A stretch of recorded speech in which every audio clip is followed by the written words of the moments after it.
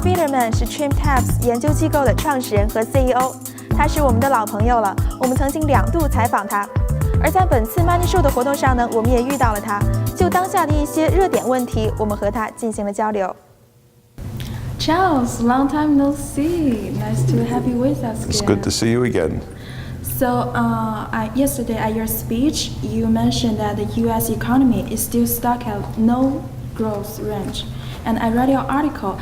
You said the jobs reports or the unemployment report were wrong. Well, it's not that the employment report's necessarily wrong. Just remember, it's just a survey of 160,000 U.S. employers once a month. There are millions of U.S. employers. They just do a survey. There is real-time data available, but the U.S. government doesn't want to use it. I'm not sure why. So the job survey is the only report that shows decent numbers or decent growth, but I don't think that's valid numbers.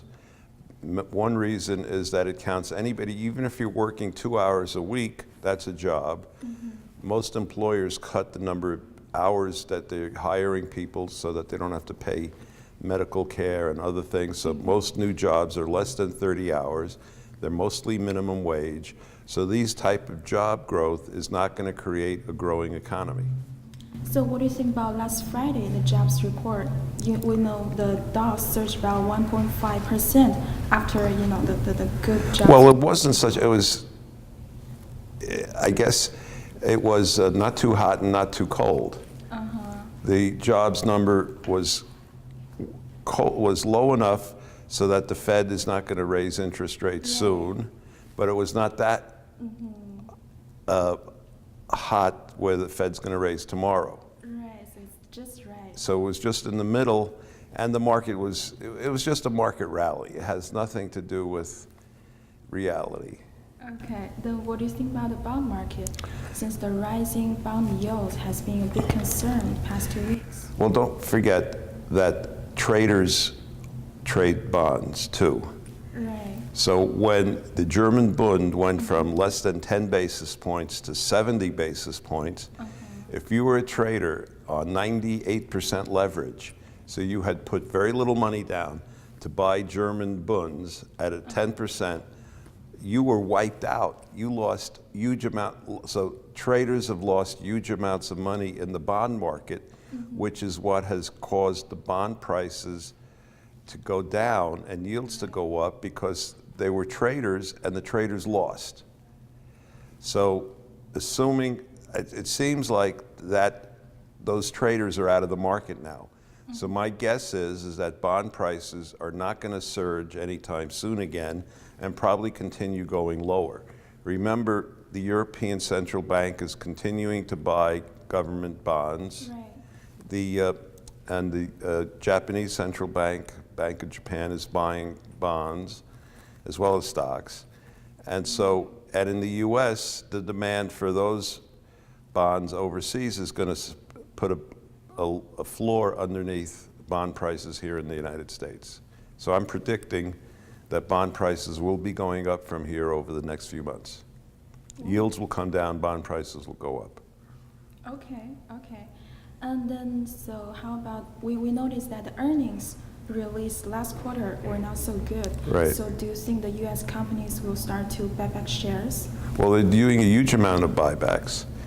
And since 2011, the amount of shares in the U.S. stock market has been declining every year. Half of the reason for the decline in shares is cash takeovers of public companies. So, for example, Verizon bought AOL for $4 billion, and today Danaher is buying Paul Corp for $14-15 billion. So cash takeovers takes stock out of the market and gives the shareholders cash. So they have to reinvest that cash in smaller number of shares. So more money chasing fewer shares. Even though earnings are not good, even though the U.S. economy is not growing, the stock market and the bond market are likely to keep going up in price, having nothing to do with the economies. Okay.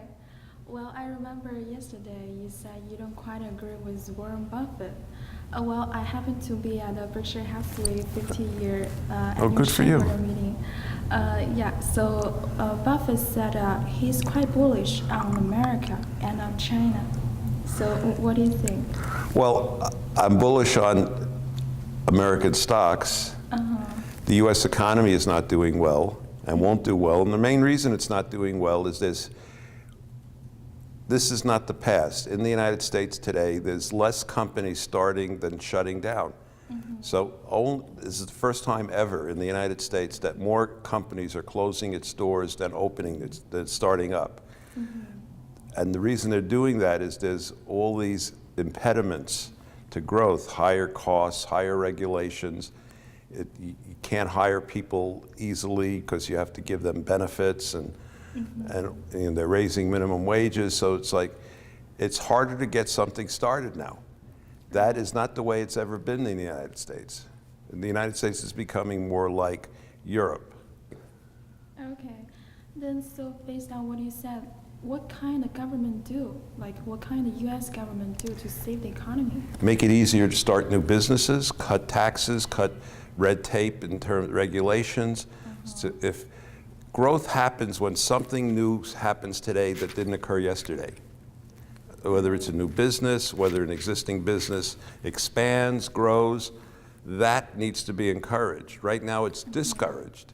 It's harder to do those things. So if we had a government that made it easier to start businesses, cheaper to start businesses, we'd have growth. Instead, it's the other way. It's harder to do anything.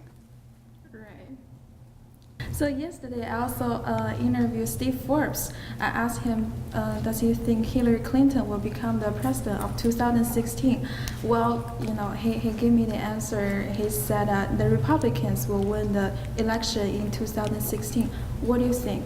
Well, I'm not sure who's going to win, and I'm not sure it matters, because the powers that be, the lobbyists controlling spending, are not going to let anything really happen in Washington.